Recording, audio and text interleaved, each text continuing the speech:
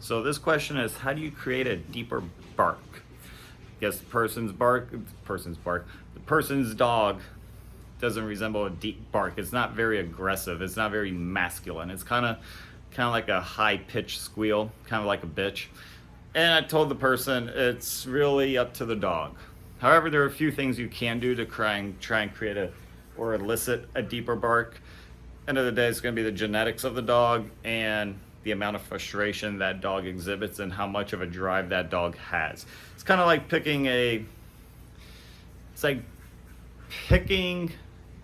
car based on the sound of the horn, okay? You never know what the horn is going to sound like until you actually get it. If it's a puppy, it's unfair because it's just a puppy. It's going to have that high-pitched squeal.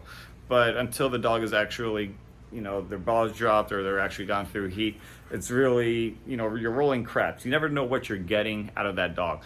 How to actually get it, fuck it. I'm just going to show you. I'm just going to bring this over here. I'll show you with Ace and Ava, and you can see their different sounds because Ava actually has a really good fucking bark that a lot of people want, that everyone brags about when she's at school. So I'm actually putting myself on the spot here because I haven't done a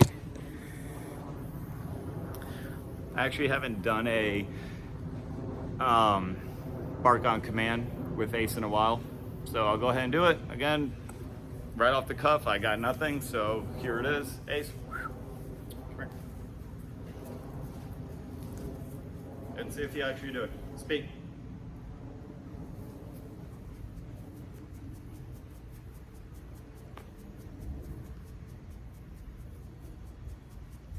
Don't mean to interrupt you. I'm only making a video here. Ace, speak. Speak. No. Hey, speak.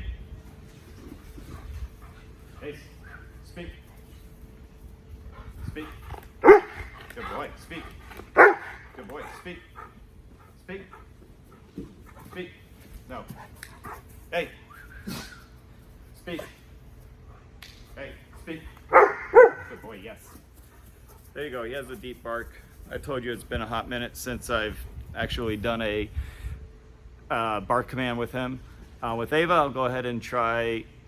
Well, if you notice with Ava, especially with her red ball, she has that high-pitched squeal, but she actually has a deep bark. I could intercut a video that I took the other week when we were over at Bite Train, but that's just too much editing that I'm going to do. So hopefully I'll just be able to do it with her red ball because I know she can go, as you all have seen in her prior videos, she can go apeshit for that. Okay, so let's see. Come here. Out. Right. That's just a squeal, that's not hard. Alright, so there's the high-pitched squeal. Legs. Intimidate. Intimidate.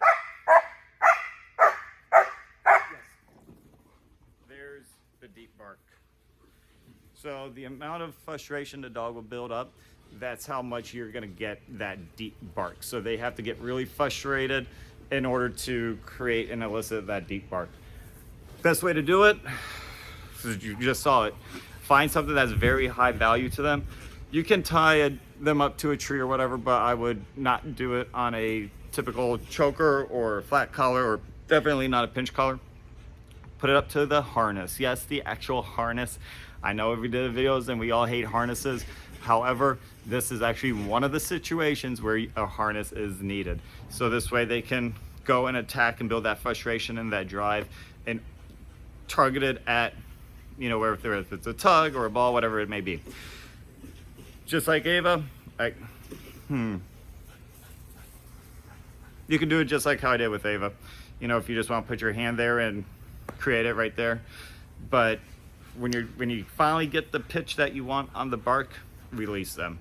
That's when you want to reward. You don't want to reward on the high squeal because that's not what you're looking for. You're looking for a deep bark, a thick bark, so that's when you release.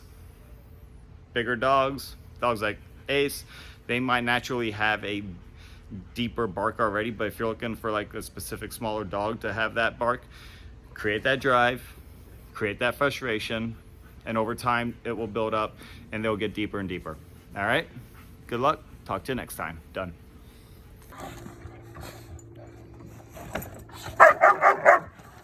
You go. Good girl.